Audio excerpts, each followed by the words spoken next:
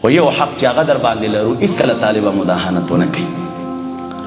د دین او د عقیدې د خدمت په باب چې دی کمزوري ونه کوي. دا ونه وایي چې اوبه وژلی شم، دا ونه وایي چې اوبه مې وهي څوک، دا ونه وایي چې بې پیسو به شم، دا ونه وایي چې اوبه مې شړي څوک. د الله په ذات یقین وکئ که د حق عقیدې د خدمت په باب باندې یو څوک ووهلی شو ووژلی شو ټیک د ته به مړ شي، ته به ووژلی شي، خو رب کریم باندې خدمت وسیع کړي. زه دې ملګرو ته کله وایم الله دې زمونږ د شهید شیخ صاحب درجات بلند کړي. دا موږ چې ورسره درس ویلی و د مبارک خپله درس کوو.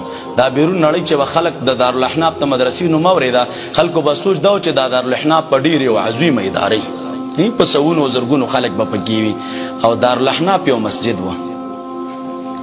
3 بیسوې به هم نه وه یاره، 3 بیسوې 3 نیمې بیسوې ځای به وه، وړوکی جومات وه، خو لیکن په معنویت آباد و.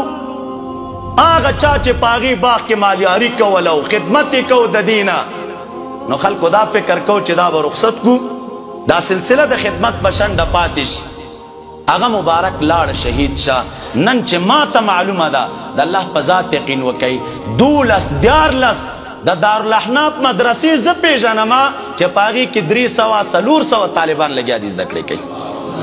مخکې یو جومات و او په هغې کې به هم د لویې دورې درس و یا 15 13 15 دغه مخلوق به وه.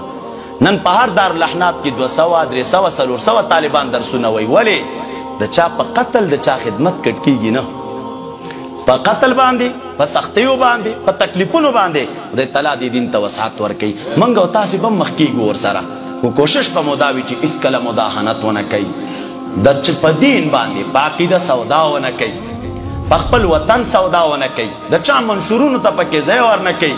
زیرک او هوښیار او دغه رنګې چې دی متوجه باید د ټولو شرورو ته اوسېږئ، د هغې په کلکه دفاع وکړئ. که موږ وو به او که نه دا دین د الله تعالی دی په بل چا باندې به یې ساتې. واخر دعوانا ان الحمد لله رب العالمین.